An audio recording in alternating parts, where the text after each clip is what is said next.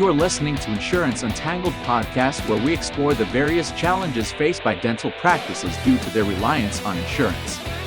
In this podcast, we dive deep into the issues surrounding dental insurance dependence and offer practical solutions and strategies for reducing your reliance on insurance.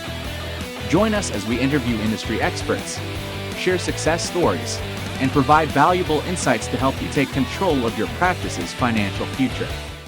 Hello, everyone. Welcome to another amazing episode of the Insurance Untangled podcast. This is Naren Arulraja, your co-host for today. And I'm joined by my dear friend, Jordon Comstock. Jordon, as you know, is also a fellow co-host of this podcast. And today we're going to be talking about creating processes to increase your practice valuation. Hey, Jordon, how are you? What up, Naren? How you doing, man? Pretty good, pretty good. Thank you so much for joining me today and really thinking about this topic, creating process to increase your practice valuation. And I think it's a good place to start if you're a practice owner, because at the end of the day, your practice is perhaps your most valuable asset. It really most, is. right? It really is, yeah. And you're spending 20 years or 15 years or 30 years building it. So your work, getting up in the morning, going to work to increase the value of your practice. Yes. So given that how much time and attention you're going to pay to this, thinking about how do I improve or increase the valuation is not a bad place to start. I think about this every day, dude. And I think it's something as practice owners, you should be thinking as well. Because as Naren said, you spend a lot of your time in your business every day, and it most likely is your greatest asset. So I have always thought about my business this way. How can I create more processes inside my business to help increase the valuation? And kind of our past episode, I talked about, how can you reduce the dependence on running the business and removing you as a bottleneck? Processes are definitely a help for that. But I think this is something that the dental industry needs to really understand because it is so helpful. And I've gone through this experience with my business, and it's really helped increase the value and remove me from being the bottleneck of everything, which in dentistry happens all the time. Right. Right. Absolutely. Let's jump in. We have quite a few things to go through. So let me ask you the very first question. Yeah. How can processes and systems help increase a practice valuation? In other words, sell me on why does successful businesses and dental practices use processes and systems, and they think about it from the perspective of the value of the practice. For example, let's say your practice is worth $500,000. Mm-hmm. The successful ones, let's say, are worth $5 million. Sure. Right?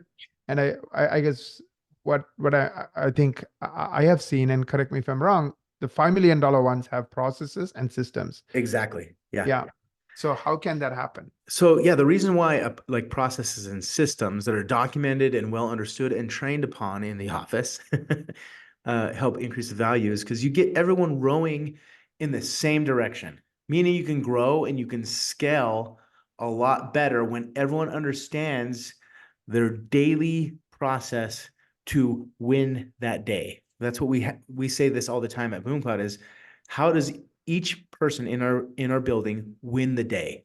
Meaning, what processes are they following to hit the numbers that we're trying to get to and increase our revenue and just increase our valuation? And it all starts with this documenting and understanding the systems that and processes that get us to win the day. So it starts really small, right? We look at it, like I said, daily, so that we understand what it's going to take to double our company, for example, in a year.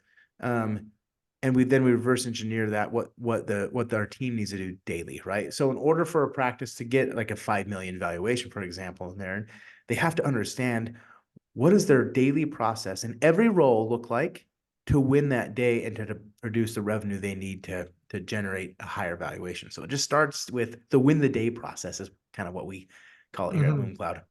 So what you're saying is success is a bunch of well-executed steps. Yeah. So what are those steps? Daily, weekly, monthly? Exactly. Quarterly, yearly, yeah, however long you want to go.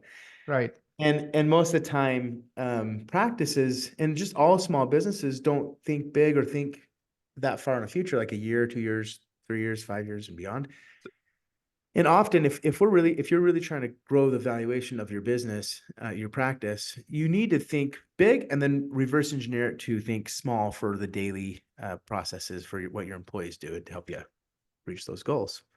So Right. processes and systems ultimately help increase the valuation, and when they're documented and passed on, meaning a new employee can really get trained quick because you've got processes and systems documented. And we know that like the staffing issues in dental, it can be a real hinder to growth. So if you've got everything documented and you're like, I call it the win the day, right? So it's simple. The win the day. What's the win the day for your assistants, right? That produces revenue. It always has to be tied to some type of revenue production is how I think, right? So and that's really how you get your growth, and the valuation is when you have everything documented. The next buyer is going to see that, right? And that's going to be a really valuable asset to the business because then they can just plug and play people and systems and processes, right? When they buy the new practice. So that's kind of how I look at it. It's that critical, but very much overlooked in the dental space. Right. So I'm going to go through 6 questions about different types of systems and processes. Let's do 2 minutes each, to make it fun. Just do The it. first one is marketing and case presentation. What are the benefits of having proper process and systems when it comes to marketing and case presentations? Yeah. So some of the benefits. So first of all, this is the sales and marketing process, right? Is kind of how I look at it. Right. If you don't have a predictable sales and marketing process, you don't have a business and you can't scale a business. You know this, Naren. You help a lot of people market their practices. If they don't have a predictable way to do that, like then growth is gonna you're gonna have holes at the bottom.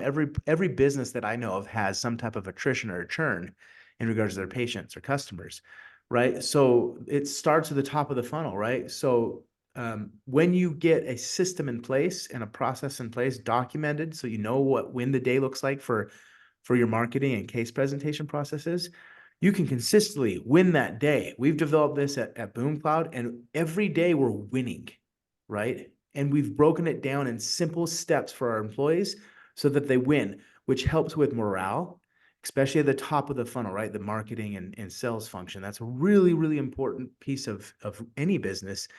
And when you document those processes and get the win the day for that function, you get predictability of new leads and new opportunities for your practice every day. So the benefits are not having feast and famine months. Right. Thank you. Let's switch gears. What about creating recurring revenues? Yeah. Now, I know I work a lot with private equity people and, Yes.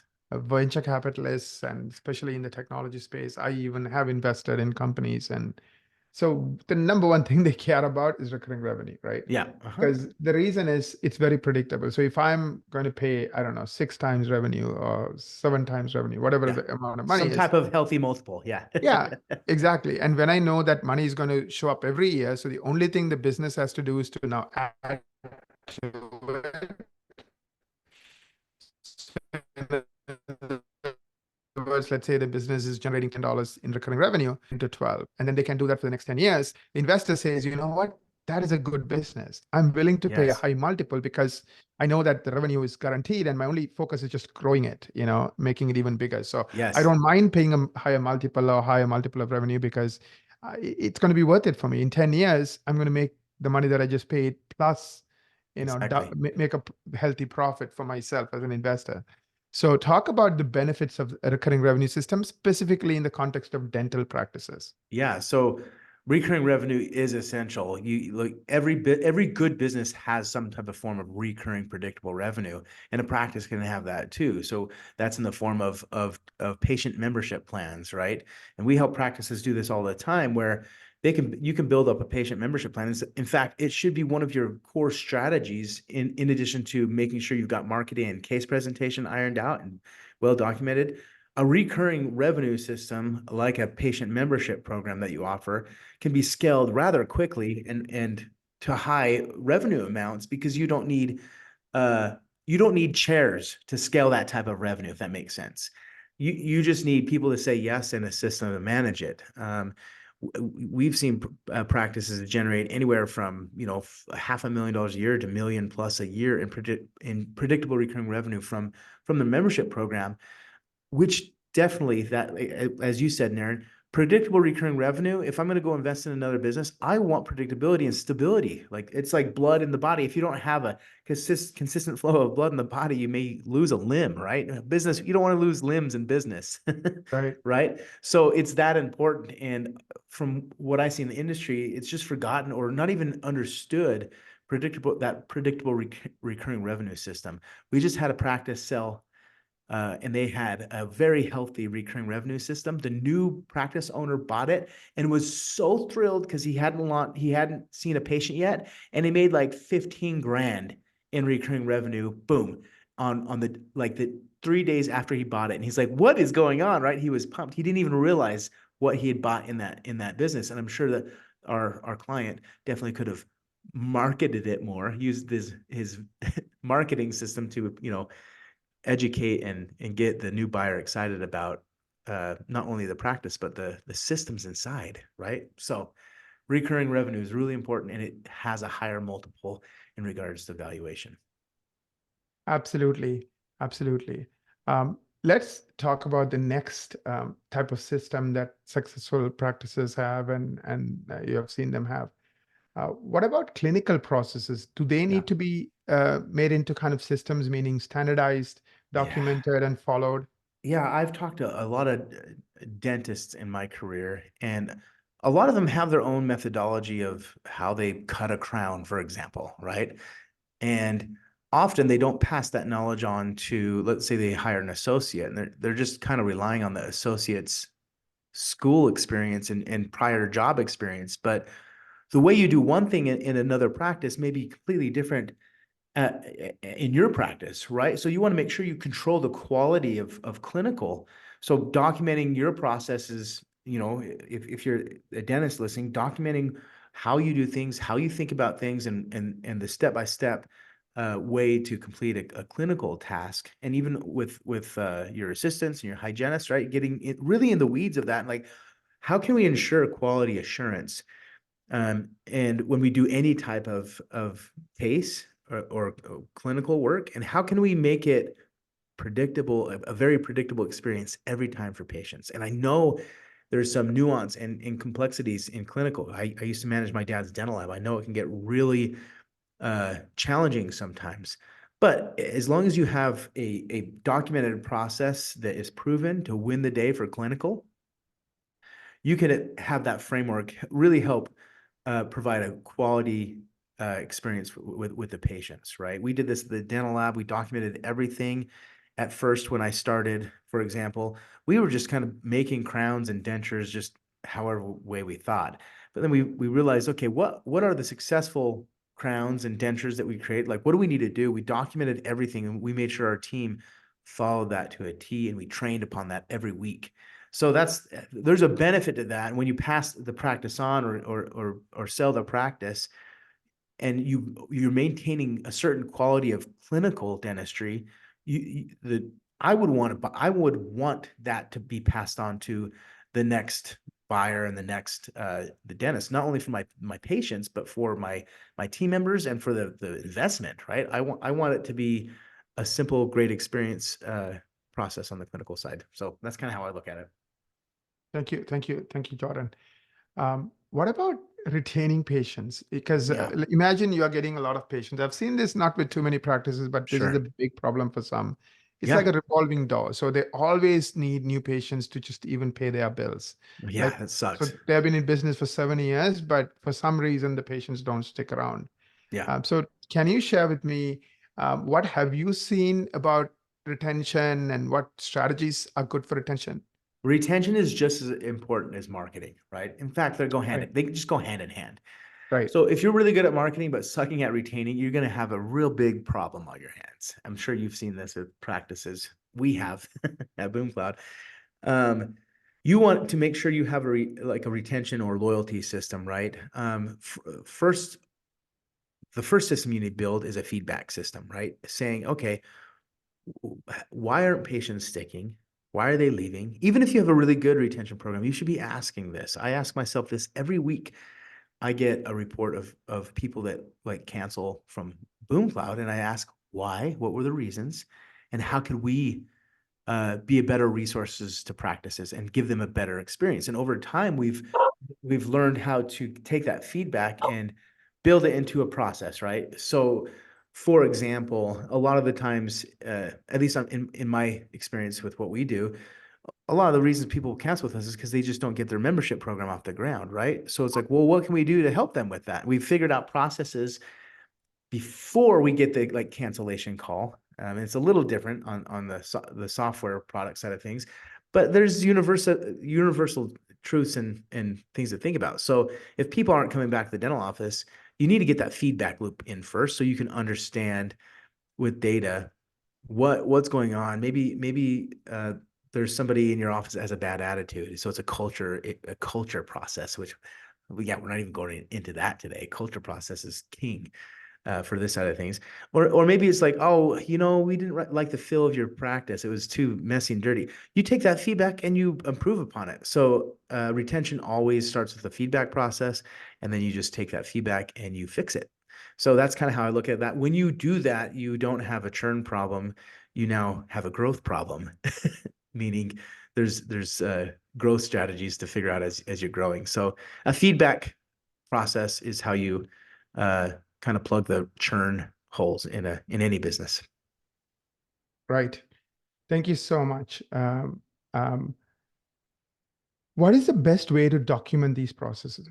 Yeah, so you can use software. We use a software called 90.io, and it goes off of the book Traction. If you read Traction, Aaron, I don't know if you've read Traction. Yes. And all you practice owners, go read Traction, and then you buy 90. You can document all your processes in there, have all your weekly meetings with your team, and you can train upon those processes. We do this all the time. We just log into 90, and we're able to review any process and train upon it.